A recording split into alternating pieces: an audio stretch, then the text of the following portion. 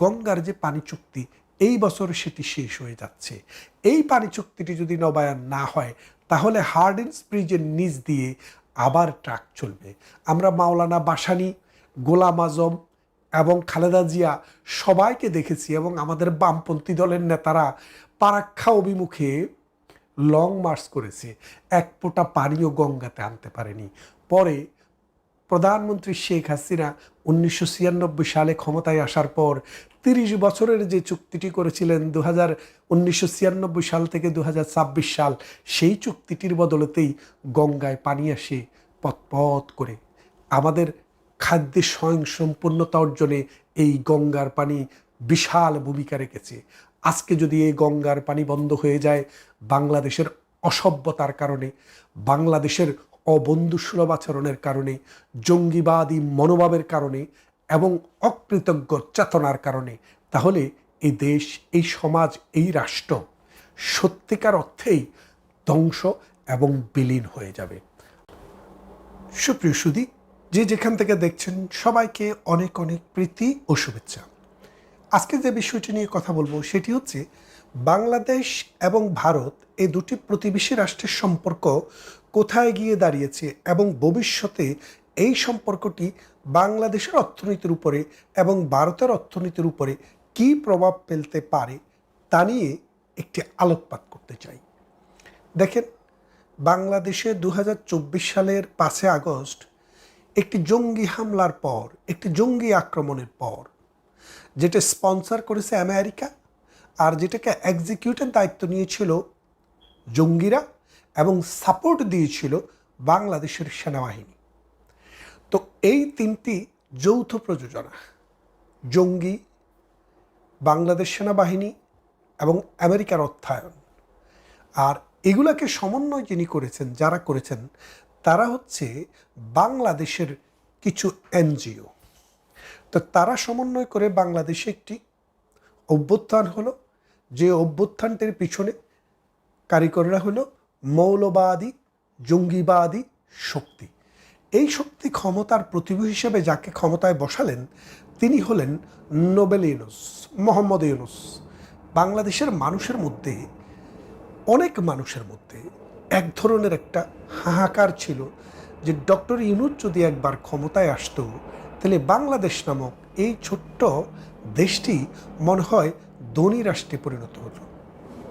কিন্তু দেখা গেল মানুষের এই আকাঙ্ক্ষা পূরণের একটা সুযোগ যখন তার হাতে আসলো, তখন তিনি দেশটাকে ডিভাইড করে ফেললেন, জঙ্গিবাদকে সামনে নিয়ে আসলেন এবং তার ব্যক্তিগত জীবনের যে অর্জন, সেই অর্জনগুলোকে গুরুত্ব দিলেন।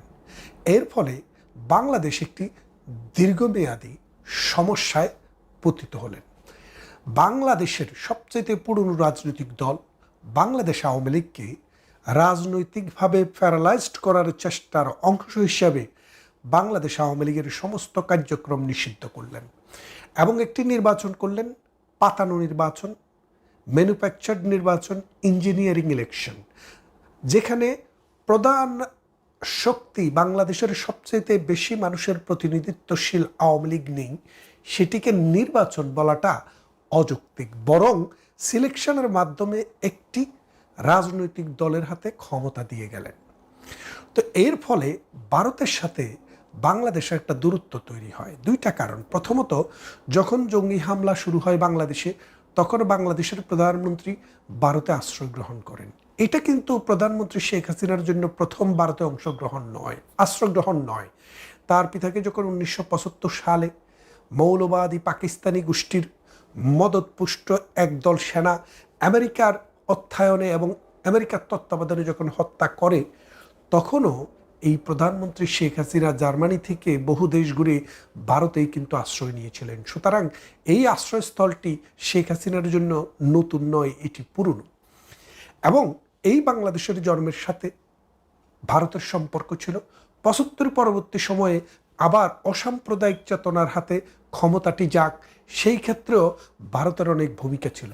আজকের দিনেও এই অসাম্প্রদায়িক চেতনা বাংলার জমিনে আবার প্রতিষ্ঠা হবে, সেই জন্য ভারতের অবশ্যই ভূমিকা থাকতে হবে এবং থাকবে।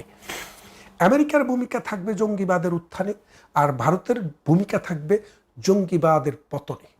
খেয়াল করে দেখেন, ইরাকে জঙ্গিবাদ, সিরিয়াতে জঙ্গিবাদ, লিবিয়াতে জঙ্গিবাদ, আফগানিস্তানে জঙ্গিবাদ, পাকিস্তানে জঙ্গিবাদ, এই সমস্ত জঙ্গি দর্শনের যে অর্থ, এগুলো সব কিন্তু আমেরিকা স্পন্সার করেছে। আমেরিকার কারণেই কিন্তু পৃথিবীতে এই জঙ্গিবাদের বিকাশ হয়। আর এটা যেতে যেতে যখন ফ্র্যাঙ্কস্টাইনের দৈত্যের মতো হয়ে যায়, তখন আমেরিকা সেখানে এসে যুদ্ধে অংশগ্রহণ করে এবং সেই দেশটিকে ধ্বংস করে। এখন আমি যে কথাটি বলছিলাম যে ভারত বাংলাদেশ সম্পর্ক, খেয়াল করে দেখেন ইউনুসের জামানায় ভারতের মানচিত্রকে ব্যঙ্গ করে বাংলাদেশে ভারতের কিছু অংশকে নিয়ে আসার চেষ্টা করেছে। ইউনুস ভারতের যে 7টি স্টেট রয়েছে বাংলাদেশের 3 পাশ ঘিরে, সেগুলোতে ব্যবসা বাণিজ্যের কথা, সম্প্রসারণের কথা চিন্তা করেছে ভারতকে বাদ দিয়ে। এবং বাংলাদেশে যে জঙ্গিরা, এরা বরাবরই ভারতকে হুমকি দিয়ে আসছে। এবং ইউনুস সরকার ক্ষমতায় আসার পর পাকিস্তানিদের বাংলাদেশে বিনা ভিসায় আসার সুযোগ করে দিয়েছে, এবং সেটি এই তারেক রহমানের সরকারও কন্টিনিউ করছে। এর ফলে পাকিস্তানে যে জৈশে মোহাম্মদী, লস্করে তৈয়বা, তেহরিকে তালেবান এবং আফগানিস্তানের তালেবান গোষ্ঠী এবং সিরিয়া, ইরাক, ওই ভিত্তিক যে আইএস গ্রুপ, এরা বাংলাদেশে পাকিস্তান হয়ে ঢুকছে অহরহ, এবং বাংলাদেশে কয়েকটি ঘাঁটি তারা পরিচালনা করছে। এখানে নিয়মিত জঙ্গিদের ট্রেনিং হচ্ছে। এই জঙ্গি ট্রেনিংয়ের মূল টার্গেট হচ্ছে ভারত, কারণ বাংলাদেশকে অলরেডি তারা নিয়ে নিয়েছে, এবং তারা এই সাম্রাজ্য আরও এক্সটেন্ড করার জন্য ভারতের বিভিন্ন অঙ্গরাজ্যে এই হামলা চালানোর একটা পরিকল্পনা চলছে। এবং এটা নতুন কিছু নয়, ভারত সেটা জানে। তত্ত্বাবধায়ক সরকার আসার আগে 2006 সালের আগে যে বিএনপি সরকারটি ছিল, ওই সরকারের সময়ে আপনারা জানেন যে বাংলাদেশে অনুপ চেটিয়া এবং পরেশ বড়ুয়া বাংলাদেশে বিয়ে শাদী করে এখানে ছেলেমেলে পড়িয়ে এখানেই জঙ্গিবাদী তৎপরতার কার্যক্রম চালিয়ে বিচ্ছিন্নতাবাদী আন্দোলন করত ভারতে। এবং 10টা অস্ত্র যেটা ধরা পড়েছিল বিএনপির আমলে, সেটাও কিন্তু ভারতের এই বিচ্ছিন্নতাবাদী আন্দোলনকারী নেতাদের হাতে দেওয়ার জন্যই। যার কারণে ভারত বুঝেছে যে এই বাংলাদেশে বিএনপি সরকার বা জামাতের সরকার বা 4 দলীয় জোট সরকার মানে হচ্ছে জঙ্গিবাদের আস্তানা। এই জন্য তারা সবসময় খুব টেকনিক্যালি প্লে করেছে। কিন্তু এবার যখন বিএনপি সরকার ক্ষমতায় আসে, ভারত ভেবেছিল যে এই জঙ্গিবাদকে পরাহত করতে হলে, এই জঙ্গিবাদকে পরাজিত করতে হলে এই দেশে যে অসাম্প্রদায়িক চেতনার শক্তি, তাকে রাজনীতিতে ফিরিয়ে আনতে হবে। সেই জন্য অনেক দেন দরবার হয়েছে।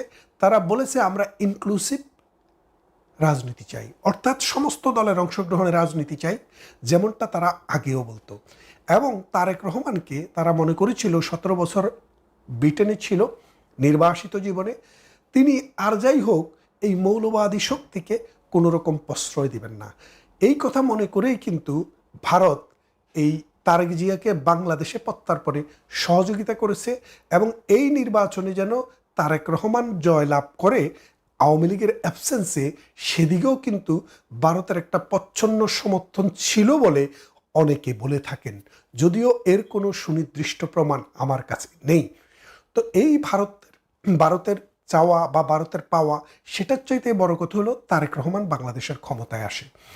আসার পর 2 মাসের মাথায়, 3 মাসের মাথায় তিনি বাংলাদেশ আওয়ামী লীগকে কার্যক্রম নিষিদ্ধ করে যেই প্রজ্ঞাপনটি জারি করা হয়, সেই প্রজ্ঞাপনটি তিনি আইন আকারে পরিণত করেন। তার মানেটা খেয়াল করে দেখেন যে বাংলাদেশ আওয়ামী লীগ এখন রাজনীতি করতে পারছে না। কার কারণে?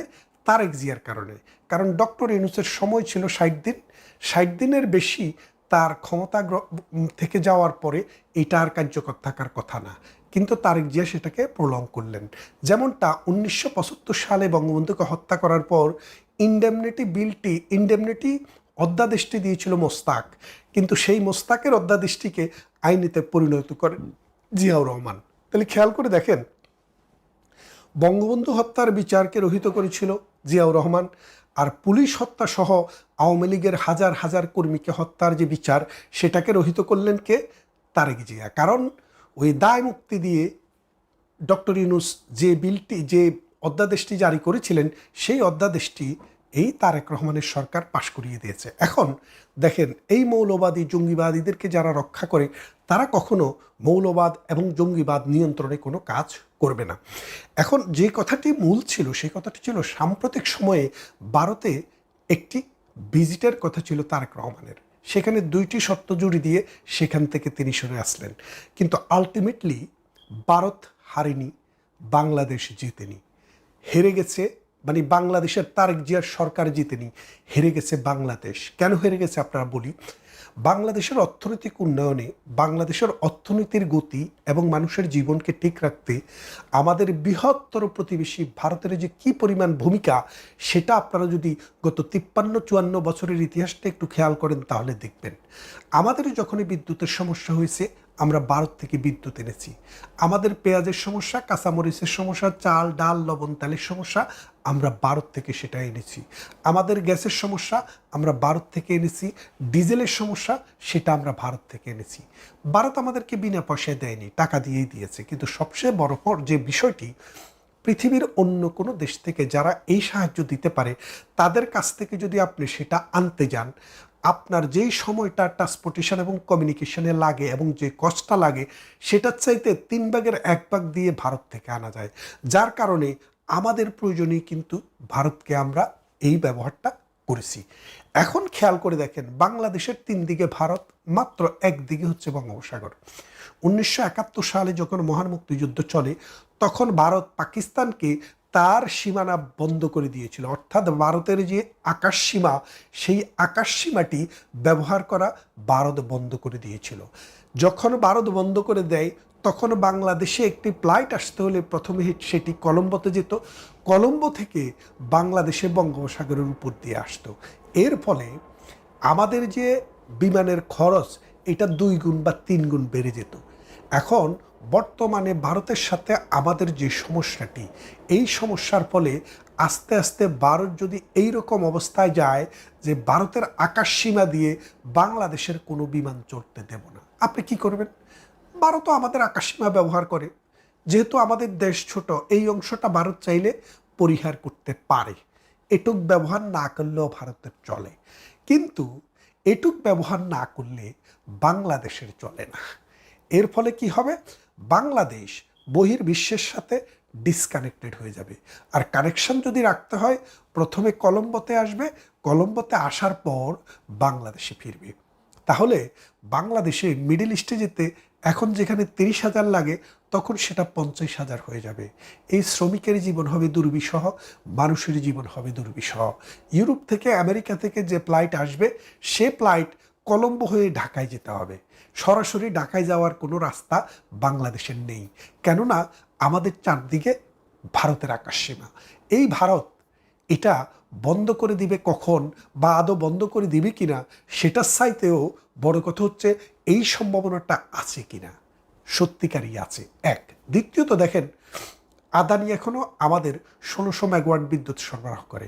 ভারত থেকে আমরা আরও 400 মেগাওয়াট তারের মাধ্যমে নিয়ে আসি।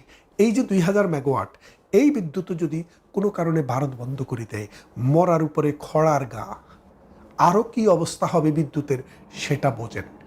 এবং এইরকমভাবে শুধু বিদ্যুৎ, গ্যাস আর আকাশ সীমা নয়, বাংলাদেশের যে নদী, বাংলাদেশ নদীমাতৃক দেশ। নদীমাতৃক মানে নদী হচ্ছে বাংলাদেশের মা, আর নদীর মা হচ্ছে ভারত। আমাদের 54টি নদীর উৎপত্তিস্থল হচ্ছে ভারত। এই ভারত অথবা কোনোটা চায় না, কিন্তু ভারত দিয়ে এসছে। প্রতিনিয়ত ভারতের অর্থনৈতিক সক্ষমতা বাড়ছে এবং ভারতের প্রয়োজনেই তাদের মিঠা পানির ব্যবহার বাড়ছে। তারা যদি এই পানি ডাইভার্ট করা শুরু করে, বাংলাদেশ এই নদীমাতৃক দেশের স্ট্যাটাসটা হারায় ফেলবে। বিশেষ করে শুষ্ক মৌসুমে, যখন পানিটা আমাদের সোনার চেয়েও দামি, ওই শুষ্ক মৌসুমে যদি পানি না আসে তাহলে এই বাংলাদেশ ড্রাই আপ হতে হতে এই 18 কোটি মানুষ তো দূরের কথা, 10 কোটি মানুষকে খাওয়াবার সামর্থ্য বাংলাদেশের থাকবে না। তাই বাংলাদেশকে এখন বুঝতে হবে, ভারতকে কি শত্রু রাষ্ট্রের কাতারে ফেলবেন না বন্ধু রাষ্ট্রের কাতারে ফেলবেন। শুধু কি তাই, গঙ্গার যে পানি চুক্তি এই বছর সেটি শেষ হয়ে যাচ্ছে। এই পানি চুক্তিটি যদি নবায়ন না হয় তাহলে হার্ডিঞ্জ ব্রিজের নিচ দিয়ে আবার ট্রাক চলবে। আমরা মাওলানা ভাসানী, গোলাম আজম এবং খালেদা জিয়া সবাইকে দেখেছি, এবং আমাদের বামপন্থী দলের নেতারা পারাক্ষা অভিমুখে লং মার্চ করেছে, এক ফোঁটা পানিও গঙ্গাতে আনতে পারেনি। পরে প্রধানমন্ত্রী শেখ হাসিনা 1996 সালে ক্ষমতায় আসার পর 30 বছরের যে চুক্তিটি করেছিলেন 1996 সাল থেকে 2026 সাল, সেই চুক্তিটির বদলেতেই গঙ্গায় পানি আসে পথ করে। আমাদের খাদ্যে স্বয়ংসম্পূর্ণতা অর্জনে এই গঙ্গার পানি বিশাল ভূমিকা রেখেছে। আজকে যদি এই গঙ্গার পানি বন্ধ হয়ে যায়, বাংলাদেশের অসভ্যতার কারণে, বাংলাদেশের অবন্ধুসুলভ আচরণের কারণে, জঙ্গিবাদী মনোভাবের কারণে এবং অকৃতজ্ঞ চেতনার কারণে, তাহলে এই দেশ, এই সমাজ, এই রাষ্ট্র সত্যিকার অর্থেই ধ্বংস এবং বিলীন হয়ে যাবে। আসুন, বাংলাদেশের যারা রাষ্ট্র চালান, যাদের ক্ষমতা আছে, তাদের মাথায়, চিন্তায় এবং মননে সাম্প্রদায়িক চেতনা বাদ দিয়ে একটা অসাম্প্রদায়িক চেতনা জন্ম হোক, বাংলাদেশ প্রেম হোক। তিনি যে মুখে বলেছিলেন যে বাংলাদেশ ফার্স্ট, এই বাংলাদেশ ফার্স্ট মানে হচ্ছে ভারতের সাথে সুসম্পর্ক হলেই বাংলাদেশ ফার্স্ট, আর ভারতের সাথে দুঃসম্পর্ক হলে, ভারতের সাথে সম্পর্ক খারাপ হলে বাংলাদেশ লাস্ট।